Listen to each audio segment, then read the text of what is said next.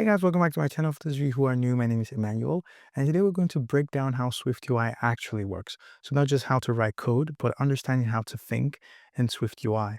And by the end of this lesson, SwiftUI is going to make sense to you. Now, SwiftUI is Apple's declarative UI framework. What that means is that you describe what you want to build, what you want your UI to look like, and then SwiftUI is responsible for figuring out how to build that UI. So you focus on the what, SwiftUI handles the how. So if you're coming from a UIKit environment, this is going to be quite different. To give you an example, you can think of UIKit as you cooking your own meal. So you go get the ingredients, you chop your onions, you put them in the pot, you put your ingredients in the pot, you turn on the heat to a specific degree. And when you're done, you have to also clean up the kitchen.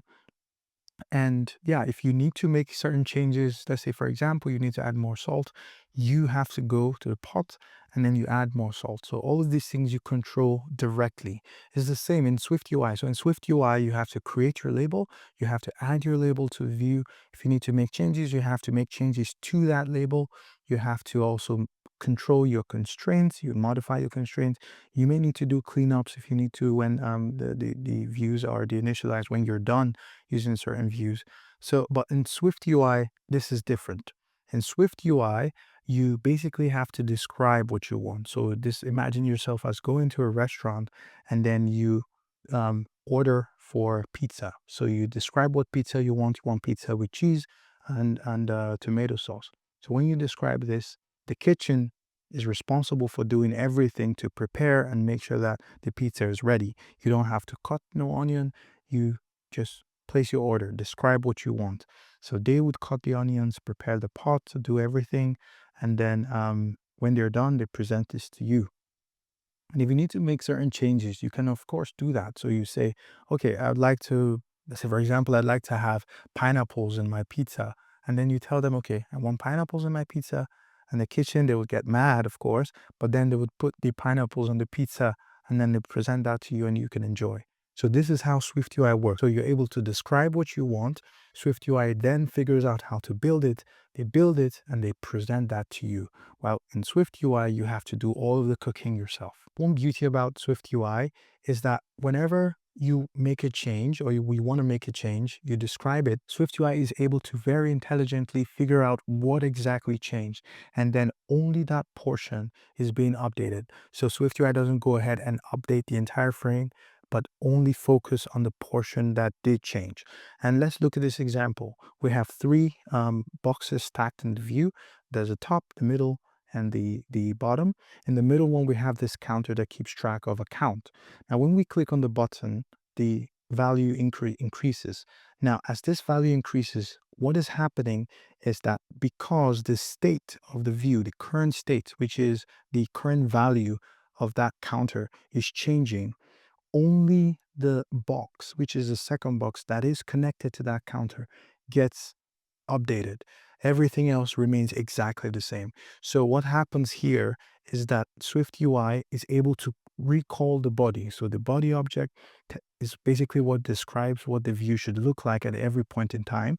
SwiftUI, whenever the state changes, says, okay, for this current state, what should the UI look like? And based on the body, it's saying that there should be three boxes on the screen and the middle one should now have a value of 2. So then SwiftUI said, okay, before now, I had the value of 1. So 1, 2, this is where the changes happened. I will update the frame, or I will update the UI for this portion so that it now has the correct UI for the current state. And this is what makes SwiftUI amazing, really strong, really efficient in the way it handles views, in the way it handles the UI. And if you don't remember anything from what I've said, I want you to remember this. State drives the UI. Whenever the state changes, whenever the data changes, the UI is updated. If the state doesn't change, then SwiftUI wouldn't know when or how to update the UI. So what is happening here is we have a block, a body that basically describes what we want our user interface to look like at every point in time. And then based on the value of the state, SwiftUI is able to construct that body to make sure that it matches the state. Again, you can think back at the example of the restaurant.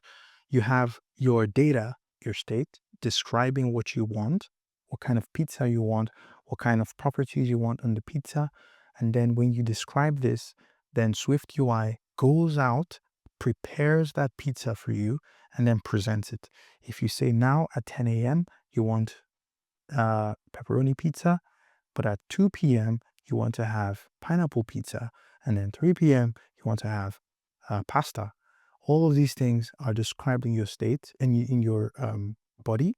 And then when the state changes to different times or different states, then the UI gets updated. Now, while working with SwiftUI, you would notice that the body gets called really frequently. So whenever the state changes, the body gets called. And this is fine. This is normal. This is expected.